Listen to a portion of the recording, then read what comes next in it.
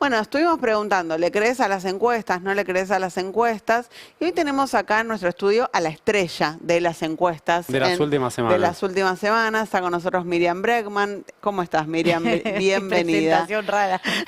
Pero escuchame una cosa. Muchas gracias. Tenemos algún estudio para respaldar lo que estamos diciendo. Claro, un ratito lo vamos a compartir. hablamos con datos, obviamente. Bueno, Miriam está muy bien últimamente en las encuestas. Está creciendo. Hay 5 o 6 consultoras, vamos a mostrar una, pero hay 5 o 6 consultoras que le dan una imagen positiva superior al 30%, lo que la pone en el lote de los 5 dirigentes con mejor imagen positiva de la Argentina.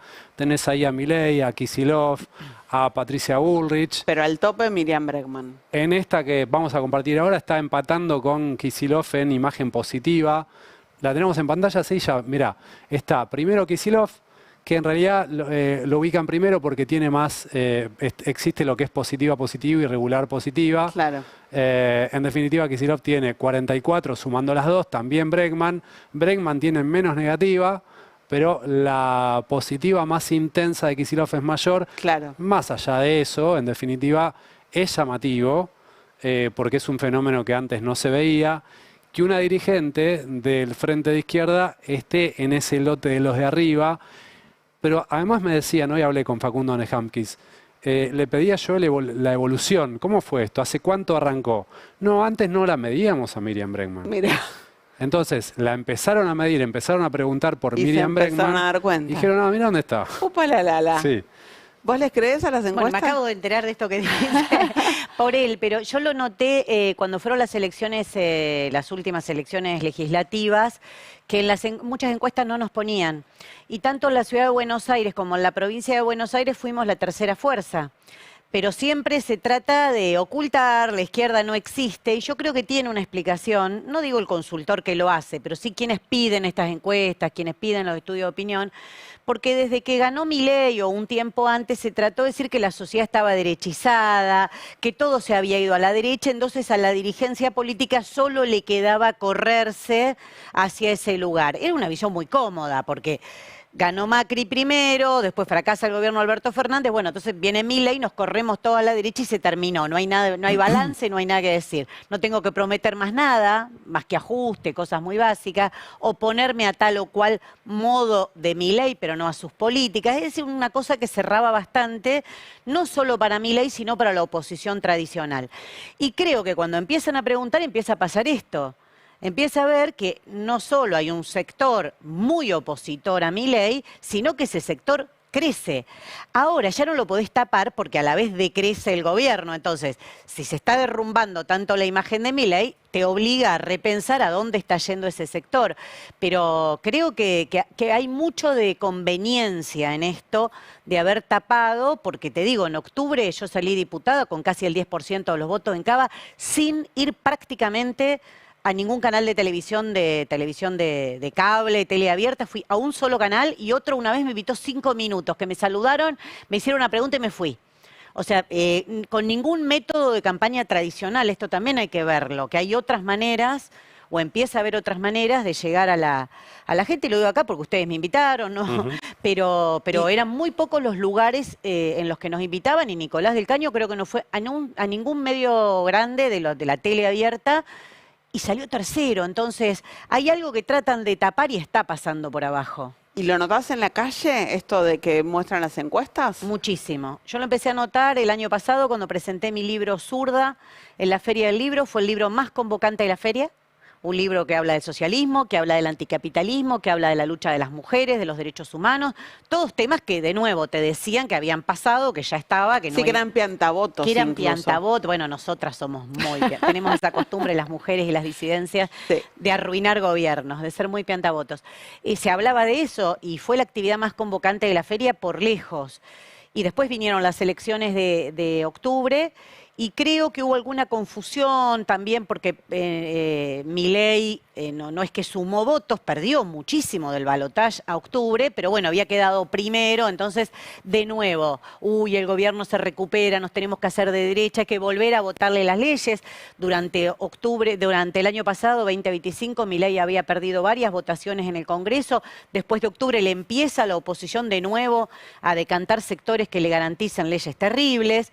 Entonces hay mucho de conveniencia en el análisis, pero esa es la parte que me gusta de todo esto, ¿no? Decir, bueno, che, miren, acá hay todo un sector que está diciendo que si fuiste coherente, estuviste en la calle, no le votaste una sola ley a Javier Milei, te opusiste férreamente dentro del Congreso y afuera, y te reconocen como una de las principales imágenes del país, me parece importantísimo. En la segunda lectura, porque hay mucha cabeza de urna, ya están todos mirando las elecciones, cuando yo no quiero que Milei en los 2 años que le queda siga haciendo destrozo, creo que ahora hay que pensar qué se hace. Si vos mirás, sumás Axel Kicillof, Miriam Bregman, no sé, todos los opositores que hay arriba, en los primeros lugares, ¿qué hubiese pasado si todas esas voluntades políticas se hubiesen puesto al servicio de derrotar la reforma laboral? No criticarla. Derrotarla, decir, bueno, desde nuestros lugares convocamos para decir que no va esta ley, que es una ley propia de Martínez de Hoz, que no puede ser que de nuevo haya una destrucción generalizada de puestos de trabajo, que se habilite el despido barato, que se terminen las indemnizaciones, bla, bla, todo lo que decíamos. ¿Qué hubiese pasado? Entonces, ¿por qué ahora están todos tratando de ir a una discusión electoral? Y me parece que eso es lo que Milei quiere. Milei quiere que toda crítica venga por un oportunismo, una rosca electoral. Yo creo que hay que derrotarlo y que los números están dados, la sociedad muestra que hay una disconformidad, que a Milei está cayendo y que crece el sector opositor. Quizás te incomoda hablar de vos misma, pero vos no sos una zurda tradicional. No tenés como la imagen yo me siento, de la trosca más caseteada. Bueno, hemos conocido dirigentes más de ese estilo. ¿Vos te reconocés como alguien que rompe un poco con el libreto de la izquierda tradicional en la Argentina? Sí, yo no es que yo me reconozco, me lo dicen siempre, que voy bastante de frente, que digo lo que me sale bien, mal, pero creo que obviamente todos les ponemos algo de lo nuestro. Yo tengo una militancia incluso anterior, muy ligada a la defensa de las libertades democráticas, los derechos humanos. Todo eso hace a una dirigente o a un dirigente en los modos, en las formas, qué temas te acercan más a los trabajadores, a las trabajadoras. Soy abogada, defensora de conflictos laborales de hace muchísimos años, pero creo que el reconocimiento es colectivo. Que obviamente, por eso te digo, siempre hay algo personal que puede hacer una diferencia, pero la clave es que es un reconocimiento colectivo, porque lo veo también con mis compañeros, lo veo en las redes sociales de mis compañeros, en la calle. Es un reconocimiento, un lugar que ocupamos cuando dijeron que solo te quedaba ser complaciente porque la sociedad se había hecho de derecha. Y nosotros dijimos, no, podemos perder todos los votos, no nos importa, porque no lo pensamos en términos electorales, lo pensamos en términos sociales y no queremos que los trabajadores y las trabajadoras padezcan las consecuencias de este plan. Ustedes tal vez no lo recuerdan, pero hay cosas que a veces te duelen y lo recordás. Se hablaba de la foto trosca, como que íbamos a las marchas cuando asumió Milei para que nos peguen con los jubilados y aparecer. Un compañero mío perdió un ojo, Matías Ufieri. Entonces, viste, vos decías la foto trosca, decís, che, pará, tengo un compañero que perdió la visión de un ojo y vos me estás diciendo que yo lo hago a propósito por una fotito. Bueno, hay gente que piensa las cosas así, con cabeza de urna, y hay gente que dice, no, che, estos estuvieron cuando no parecía nadie a criticar a Milei, cuando todos decían que avance, que no pasa nada, que haga el trabajo sucio, y creo que eso es el reconocimiento. Por eso me parece que no es individual, que es colectivo, y que en forma colectiva tenemos que pensar también ahora cómo en este tiempo que queda Milei no hace todo el daño. Pues yo lo comparo mucho con Macri. Macri gana la votación de la ley previsional en diciembre del 17, pero queda muy debilitado, pero en su debilidad no es que dice, bueno, no hago nada, en su debilidad aprieta el acelerador, va al FMI, nos deja este desastre que tenemos hoy de endeudamiento, de de catástrofe social. Entonces, creo que es un momento para cuidarse mucho, ¿no? No es que decir, bueno, Milei está más débil, entonces va a ser más buenito. ¿Cuánto simpatizante, militante del peronismo crees que te está mirando a vos, está mirando al Frente de Izquierda, después de lo que fue la desilusión con el gobierno de Alberto Fernández y obviamente el momento que está atravesando con el gobierno de Javier Milei? Del peronismo y no solo del peronismo, pero del peronismo mucho, porque... Digo el peronismo porque viene desencantado del último gobierno peronista. Y porque también creyeron en que de verdad se iban a apoyar las peleas de las mujeres y la diversidad, de verdad creyeron que había una defensa de los derechos humanos y que nadie se iba a poner a coquetear con Villarruel el día de mañana. Hay algo ahí que evidentemente, que de gente muy, muy militante, simpatizante de ese espacio, que dice, bueno... Che, yo peleo todos los días en mi lugar de laburo por esto, por lo otro, y cuando me despiden están ellos, cuando nos reprimen están ellos.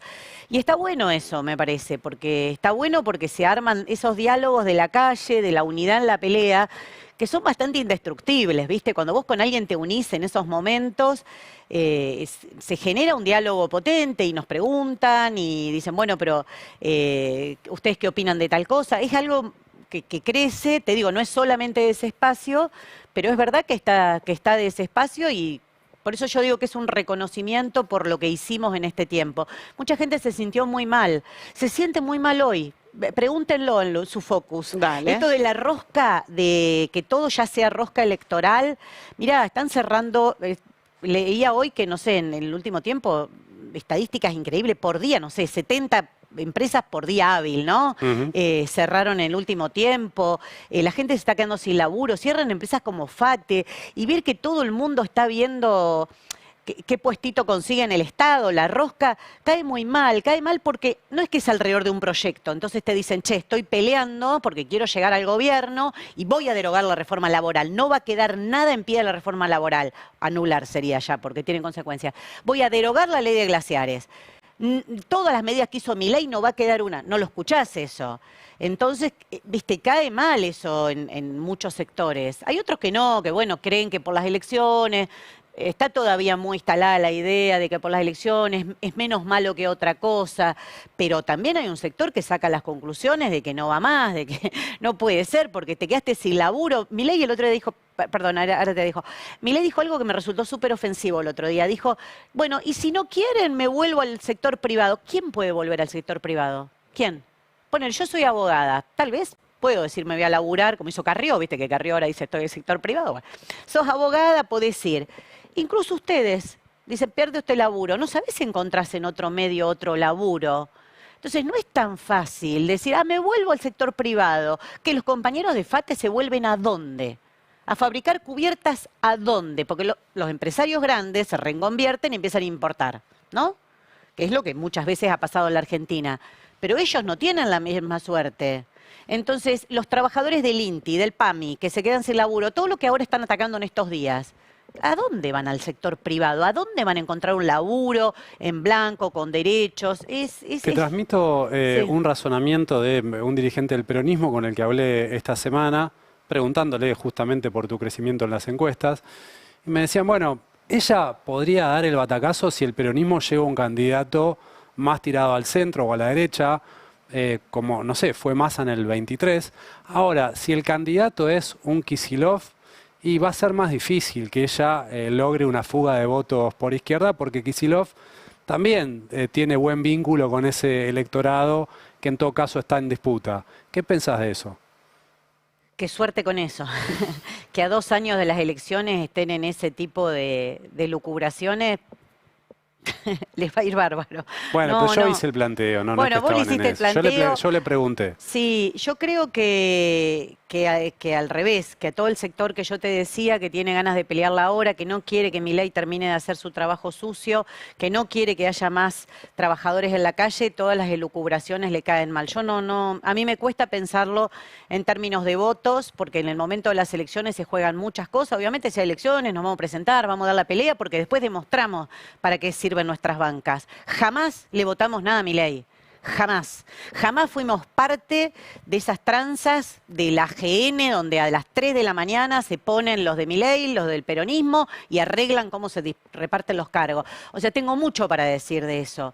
Pero me parece que estar especulando entonces a Bregman le va a ir mejor o peor si ponemos tal o cual candidato, no. Decime qué van a hacer. ¿Te estás presentando para qué? ¿Para qué es esa rosca? De nuevo, ¿qué van a hacer con el Fondo Monetario? De nuevo van a decir que tienen una amiga en el fondo, que como tenía Guzmán, van a decir que volvimos mujeres y es el ministerio con menos fondos de todo. Bueno, ¿y cuál es el programa del Frente de Izquierda si llega al gobierno nacional? Mira, yo creo que hay una discusión... 4 minutos tenemos. Sí, 4 minutos. Hay una discusión muy grande que es cómo implementar un programa, ¿no? Porque lo que pasó es que cuando te desmovilizás y que decís que desde arriba vas a arreglar todo, es el gran fracaso del gobierno de Alberto Fernández. Nosotros creemos al revés, que hay que desde ahora ir creando un contrapoder suficiente para tener la fuerza, para imponer las medidas que sean necesarias, que hay que afectar los intereses del poder económico. La primera cosa que hay que discutir es la relación con el FMI. Eso está así desde la dictadura hasta acá. Han tratado de evitar eso, han creído que pagándole, no pagándole, renegociando, sacando nuevo préstamo. Hay que discutir la ruptura. No pagamos. Hay que hacer un desconocimiento soberano, que no es un default, es un desconocimiento soberano con todos los argumentos que tenemos, además, porque es más trucha que la deuda del fondo, no sé, los viajes de Adorni, no se me ocurre algo más. ¿Qué más? Eso, FMI y deuda. Lo segundo que hay que discutir es ingresos. Y digo ingresos porque ya el salario no representa a toda la población. Ingresos, jubilaciones, ¿Y qué? salario... Aumentar jubilaciones, salarios públicos. Por supuesto, eso es una medida elemental. ¿En salarios privados qué haces? El salario privado también nadie puede cobrar menos de lo que cuesta una canasta familiar, o sea, es algo elemental. Para eso hay que afectar los intereses de los grandes grupos económicos. Nadie te va a decir, che, si te voy a dar un aumento. ¿Y las empresas chicas, que son las que más emplean, cómo hacen para bancar No, eso? ahí hay algo tramposo, porque las empresas chicas, que son las que más emplean, habría que ver ahora cómo está el empleo, pero ponele que eso es así, las empresas chicas dependen del mercado interno. Cuando la Argentina ha tenido legislaciones más duras, mejores salarios, las empresas chicas no quebraban. Quiebran ahora que el mercado interno está destruido. Entonces, ahí hay algo de falso, que si los laburantes no tenés trabajo, cobras muy poco, estás reventando todo, ¿y qué empresa va a subsistir? Tampoco va a subsistir, pero te pongo un ejemplo. Está, no sé si no lo dijiste vos, no, el otro día lo contabas, el tema del que se termina el potenciar trabajo, Sí, antes se llamaba trabajo, volver sí. al trabajo, bueno, los distintos nombres que han tenido. Que muchos compañeros, yo soy abogada de fábricas recuperadas, organizadas como cooperativa, es mínimo, son 78.000 pesos, vos creo que lo mencionabas, 78.000 pesos no es nada, pero son 3 garrafas. 3 garrafas implican que una familia pueda tener una hornalla prendida para comer comida caliente el próximo mes. Eso se termina en mayo. Entonces, o vos discutís ingresos, discutís reparto de las horas de trabajo, la baja de la jornada laboral a 6 horas y reparto de las horas de trabajo para generar trabajo genuino ya. No la promesa de que algún día, si le bajo los impuestos a los empresarios, entonces va a venir uno muy bueno, va a invertir y ese no, bueno, eso no va. Nosotros tenemos un programa para cada una de las cosas. Hoy estuve discutiendo en un programa el tema del transporte.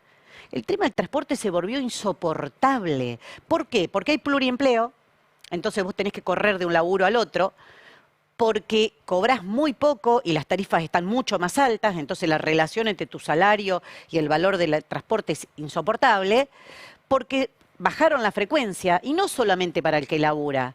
Yo pongo el ejemplo siempre de los pibes y las pibas que estudian en escuelas técnicas que tienen un horario hasta las 9:45. Son chicos de 16, 17 años. Salen 9:45 de la escuela. En muchos en la ciudad de Buenos Aires. De la noche, sí, perdón. Ese chico tiene que 1 hora esperar un colectivo. Hay líneas que directamente dejaron de pasar. ¿Vos te parece que no podemos discutir eso y pensar un plan racional de transporte? Que no haya más subsidio a los empresarios amigos, que eran del gobierno anterior, pero este también tiene un amigo, Milei, muy grande en el transporte, ¿no? Que vive del transporte y de las líneas de colectivo. ¿No se puede discutir eso y pensar un plan racional? Con los medios tecnológicos que hoy tenemos, podríamos saber dónde se necesita, por qué lugar deberían ir. Bueno, nosotros queremos discutir todo, queremos discutir de verdad cómo salir de esta situación. Ahora, vos me podés decir, no, yo me conformo con un poco de rosca electoral y ver cómo le ganamos a Milei. ¿Para qué? parir una nueva frustración o para pensar algo totalmente distinto que nos permita salir de donde estamos, porque, viste, hay mucho de panza llena en esos pensamientos. La verdad es que la vida de la población en el último tiempo se degradó de una manera brutal. ¿Hay alguien en el mundo que esté haciendo un gobierno que a vos te guste?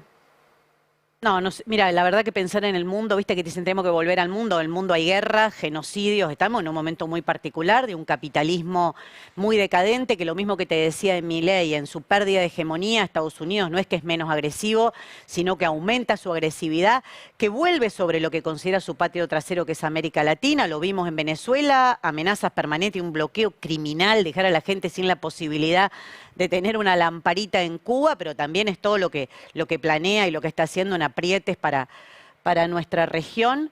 Pero después hay cosas que vos ves en el mundo, no sé, hoy veía un video de Mamdani diciendo en Nueva York, nada más, ¿no? No en ningún país socialista, en Nueva York diciendo, no puede ser que haya gente que tenga pisos de 240 millones de dólares y que estén desocupados, hay que poner un impuesto a la vivienda ociosa. ¿Por qué no puede haber un impuesto a la vivienda ociosa en la ciudad de Buenos Aires? Hay barrios que tienen casi el 20% de los inmuebles desocupados desde hace años. Una vez con mi compañero Patricio del Corro, legislador de la ciudad, hicimos todo un estudio muy interesante y mirábamos por barrios. Barrios como Palermo, Barrio Norte, directamente lo cierran, no lo quieren alquilar, eso te sube el valor de los alquileres, te produce que haya viviendas abandonadas prácticamente porque pagan lo mínimo de los servicios y nada más y la gente no tiene dónde vivir. ¿Qué queremos? ¿Pensar ciudades que sean habitables con buen transporte, con posibilidad de acceso a la vivienda? ¿O queremos tener ciudades para el turismo, para que haya viviendas que no se sabe